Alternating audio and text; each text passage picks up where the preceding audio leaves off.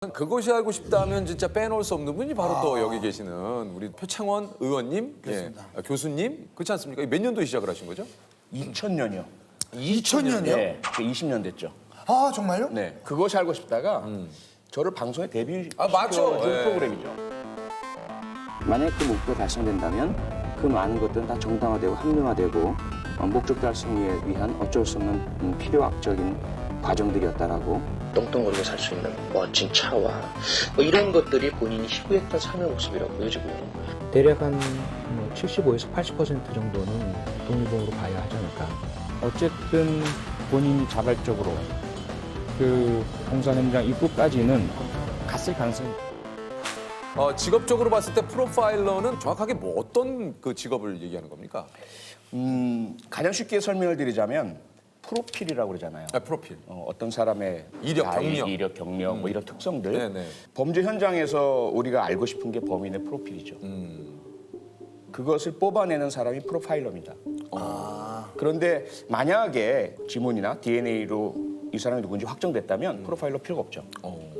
그렇지 않은 현장에서 이 범죄 현장에 남겨진 특성들을 가지고 처음에 범죄 현장에 어떻게 접근을 했고 피해자를 어떻게 만났고 어떤 행동을 저질렀고 얼마나 머물렀고 그리고 증거 인멸을 위해서는 어떤 행동을 했고 이것들을 이제 그 흔적을 찾아서 그러면 이 사람은 어떤 특성을 가진 사람이다. 그러니까 보통 그 교수님 계신 곳에 가서도 촬영을 하지만 보통 이제 배수로나 이런 데서 제가 생각하기에는 이 버스 정류장에서 범인은 뭐 이런 얘기를 하면서 나갈 때 그런 걸 보면서 막 집중이 확 되더군요. 아니 그 여기 보니까 이제 프로필에 그런 게 있습니다. 89년에 경찰대 행정학과를 졸업하시고 1990년 화성 연쇄살인 9차 사건 당시에 화성 지역 기동대 소대장으로 근무를 하셨다고 그래요?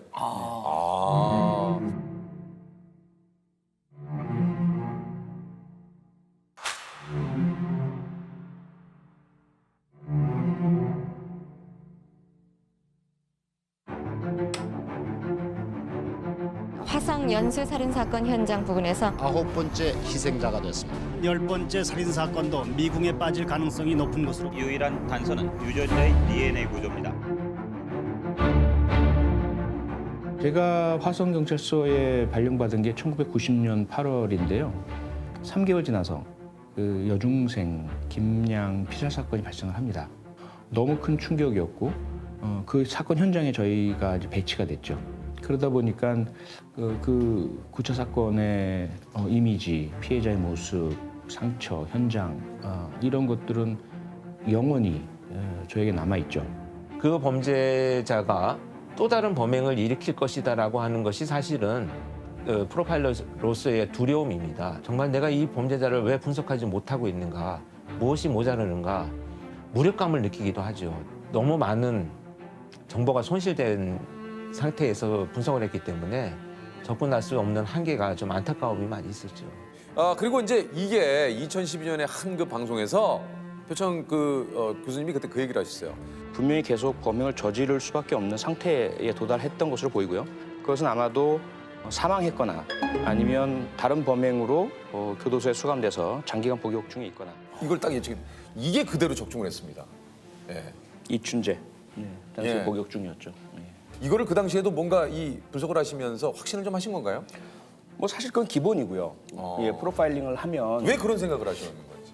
범행 주기가 점점 짧아지는 경향 이런 것들은 그 스스로가 이 범죄적인 욕구와 충동이 대단히 강해져 있고 강하다는 것을 뜻해요.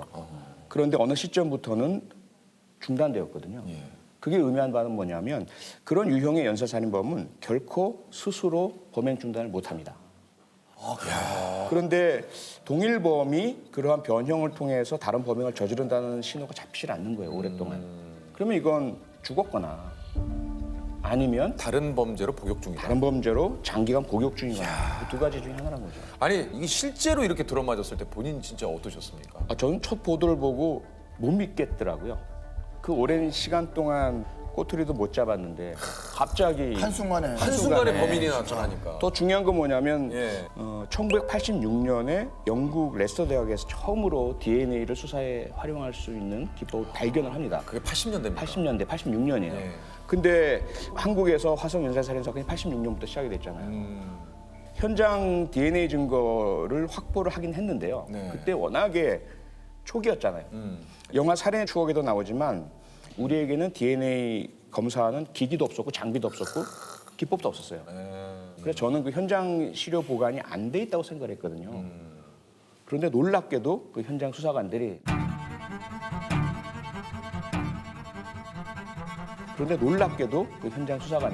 나중에 이러한 기법 발전이 이루어지리라는 것을 예측을 했는지 그걸 보관을 하고 계셨어요. 예, 보관을 하고 계셨어요. 현장 옷가지들을.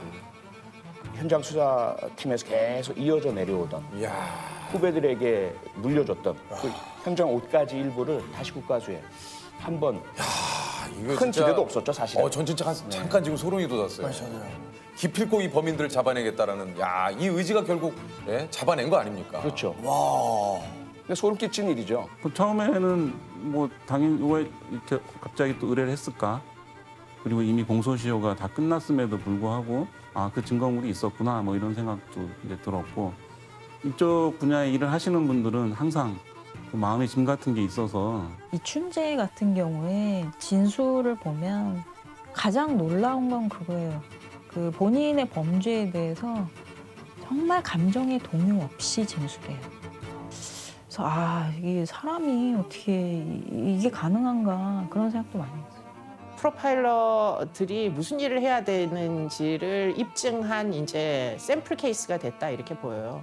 그야말로 굳이 자백하지 않아도 되는 사람을 이렇게 심리적인 설득을 통해 가지고 결국을 자백하기에 이른 개가를 결국은 프로파일러들이 보여줬다. 절대 미제 사건으로 덮이지 않는다.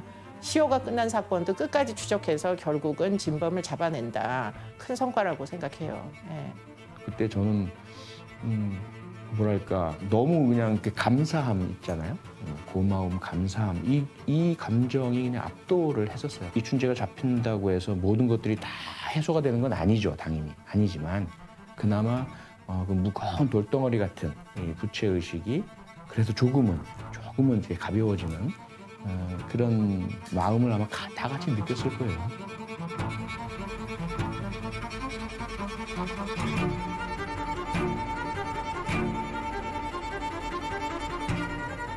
예. 안녕하세요. 안녕하세요.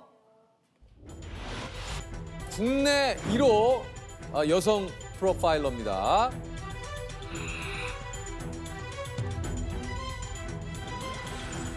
인천경찰청의 과학수사과 이진숙 경위님입니다. 안녕하세요. 안녕하세요. 소개 직접 해주시죠. 저는 2005년 경찰청에서 프로파일러 특채 1기를 할 때 들어왔고요. 15년 정도 인천지방경찰청에서 프로파일러로 일하고 있습니다. 프로파일러. 아니 어떻게 프로파일러가 되신 거예요? 사실 프로파일러가 뭔지 잘 모르고 들어왔고요. 그 전에는 이제 상담 공부하고 대학원에서 박사과정 하고 있었는데 이제 면담하고 대학생들하고도 면담하고 이런 일을 하니까 상담하는 일 자체는 매력이 있었거든요. 이제 범죄자하고 면담하는 사람을 뽑는다, 우리나라에서. 범죄자하고 상담을 한다? 그러면 아무나 할 수 있는 일은 이거 아무나 할 수 있는 일은 아니에요. 아니니까 그래서 저는 그냥 매력이 있었습니다. 프로파일러는 우리 전국에 한 몇 분 정도 계십니까? 지금 36명 정도 있고요. 생각보다 프로파일러 분이 뭐 많지는 않으시네요.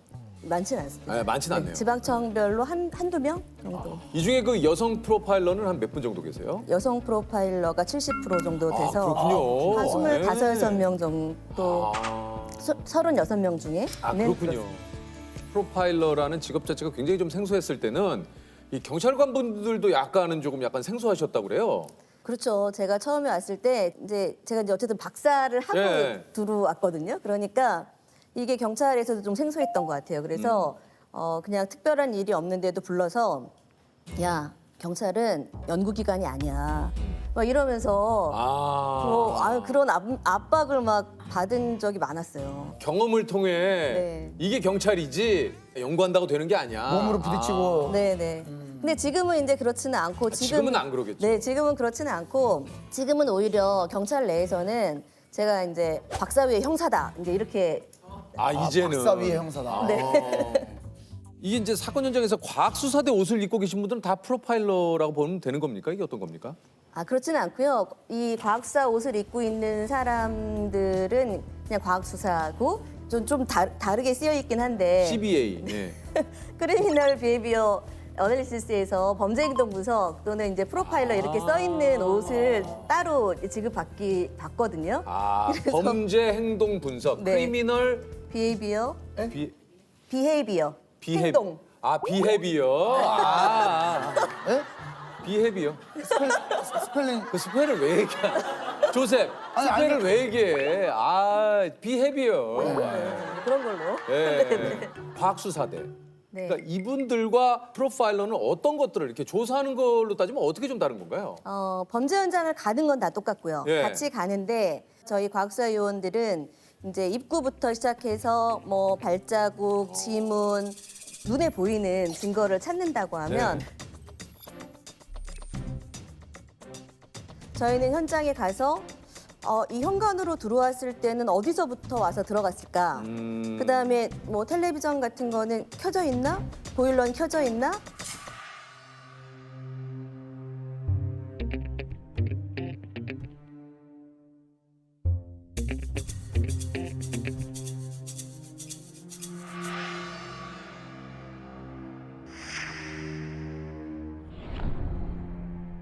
뭐 이제 이렇게 눈에 보이지 않는 증거들을 좀 찾는다. 그러니까 말 그대로 행동 심리를 분석을 하는 거예요. 네, 그렇습니다. 그러니까 만약에 범인이 여기 족족이 있었다. 그럼 여기서 이 범인은 어디로 갔을까? 네, 그렇습니다. 이런 행동 심리를 분석을.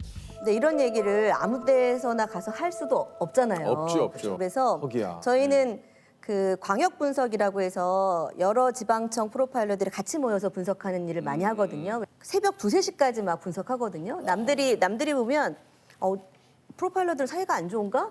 싸우는가? 막 이런 생각이 들 정도로 굉장히 치열하게 토론해요. 왜냐하면 저희들 내부에서도 합의되지 않은 보고서를 쓸 수는 없거든요. 그 일은 주관적인 판단 안 하는데도 도움이 되고요. 법정에 보고서가 제출됐을 때 객관성을 담보하는 데도 도움되기 때문에 이제 이게 미제 사건 관련해서 저희가 이제 하고 있지만 사건을 저지르고 어딘가에 있는 그분들한테도 꼭 그 얘기를 해주고 싶습니다.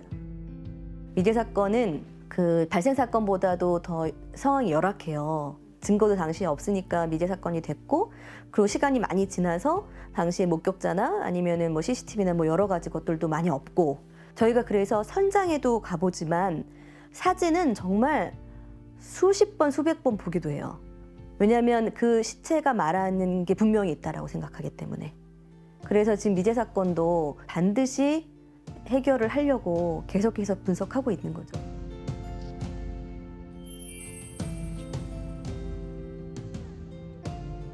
아니 이제 우리나라에 프로파일러가 도입된 지 한 20년 정도 됐나요? 언제 이게 좀 한국 경찰에 이제 그 공식적으로 직제가 생긴 것이 2000년 2월 9일입니다. 이제 만 20년. 왜냐하면 제가 그날이 발령난 날. 2000년 2월 9일 날. 아니 그럼 이게 그 프로파일러가 도입된 이유가 있을까요 그 당시에? 네, 그때가 이제 한국 사회 범죄가 동기가 뚜렷해 왔거든요. 그러니까 살인 사건이 발생을 하면 뭐 치정이나 아니면 원한 뭐 이렇게 이제 수사 방향이 뚜렷했어요. 그래서 옛날에 수사반장이 가면 다 잡아오던. 보통 다 그랬죠. 드라마에서도 그랬고. 용서해 주세요. 90년대 중반을 넘으면서 이제 한국 사회가 범죄가 변화됐죠. 불특정 다수를 대상으로 감정을 표출하는 범죄가 이제 지존파, 뭐 막가파, 사회와의 어떤 그 불만들을 개인한테 표출하는 범죄가 시작이 됐죠. 이런 범죄로 변화되면서 현장에서의 일단 증거물이 줄어들기 시작하고요. 두 번째는 과연 어떤 사람이 이런 범죄를 저지르느냐. 사람에 대한 연구가 필요하다. 이렇게 시작을 하게 됐습니다. 그래서 프로파일러가 이제 도입이 됐군요. 네. 아니 발령 전에는 경찰에서 어떤 일을 좀 하셨는지 여쭤봐도 됩니까? 저는 이제 93년부터 2000년까지 CSI로 근무를 하면서 실적이 굉장히 좋았습니다. 근데 그때 갑자기 실적 얘기를 하셔가지고 깜짝 놀랐습니다. 왜냐하면 CSI가 되고 나서부터는 이제 붓을 들고 다니잖아요. 그렇죠. 뭐 그런 거 지문을 채취하고. 야, 근데 이게 되게 재밌더라고요. 그래서 동네 완전 초토화시켰어요. 도둑들이 들어와가지고 남겨진 지문 다 밝혀가지고 완전 나도 모르게 드디어 내가 정말 잘하는 일을 찾으신 거예요. 아니 그럼 어렸을 때부터 꿈이 이제 경찰이셨던 거예요? 어떻습니까? 아니 저는 꿈이 사실은 없었어요. 그 좀 집도 어려웠지만 제가 이제 종교가 천주교 카톨릭인데 신부가 되어가지고 남들한테 뭔가 해줄 수 있는 일들이 좀 있지 않을까 뭐 이런 생각을 하고 있었는데 제대할 무렵이 되니까 아버지가 이제 그 원서를 가지고 오셨어요. 야, 그 전역을 할 때가 됐는데 집안은 달라지지 않았다. 네 살 길을 좀 찾아봐라. 해서 가지고 오신 게 이게 경찰 공무원 채용 시험 원서를 갖고 오신 겁니다. 이렇게 시작을 한 것이 이제 결국 30년의 세월이 지나간 거죠. 혹시 그 강호순, 유영철, 정남규 이 세 사람은 서로가 어떻게 좀 다른 것 같으세요? 공통점은 그냥 비열한 성범죄자입니다. 성범죄를 저지르고 약자들을 공격한 살인범들이고 다른 점은 유영철 같은 경우는 피해자를 빨리 살해하고 오랫동안 자기 감정을 표출하는 잔혹행위를 저지릅니다. 유영철 사건 때 제가 이제 유영철이 체포되고 나서 물어봤어요, 직접. 너도 범행 현장 가봤냐? 그랬더니 아니 뭐 언론에 다 뉴스에 보도되고 경찰이 무슨 뭐 증거를 찾았다, 뭐 누구를 수사한다 이런 게 다 나오는데 내가 왜 가볼 필요가 뭐가 있냐? 그래서 안 가봤다. 심지어 나도 댓글을 달아놨다. 그렇게 얘기를 하더라고요. 댓글을 달았다고? 자기가 뭐라고요? 뭐 아닐걸 뭐 이러면서.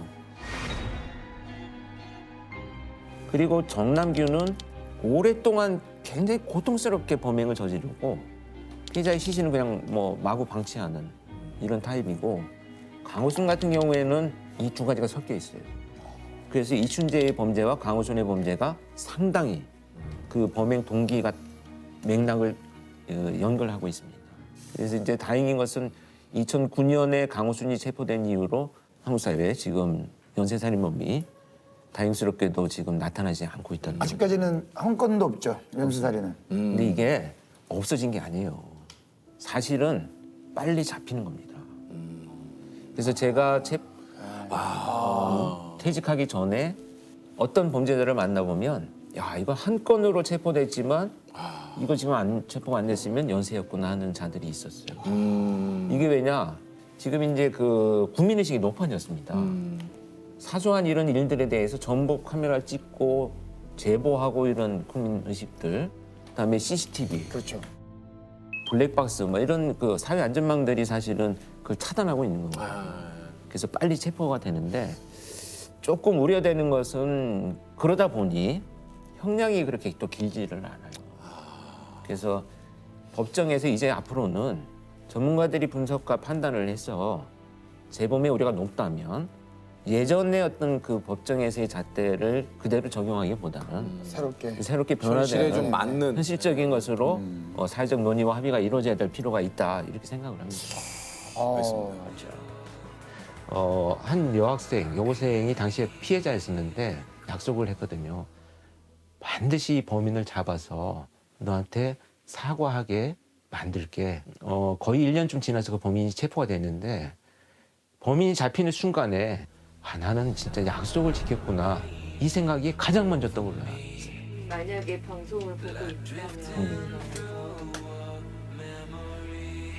그래서 잘 살았으면 좋겠어요.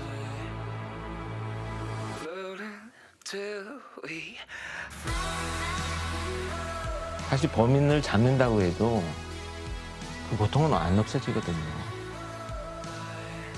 저는 이제 퇴직을 하고 소임을 다했다고 생각하지만 그 당시에 미리 막지 못한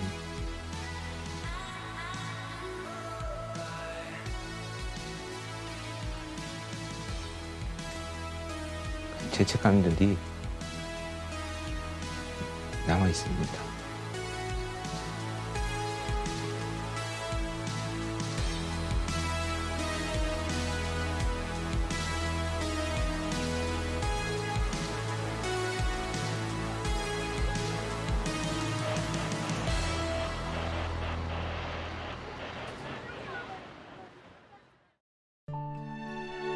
(5월하면)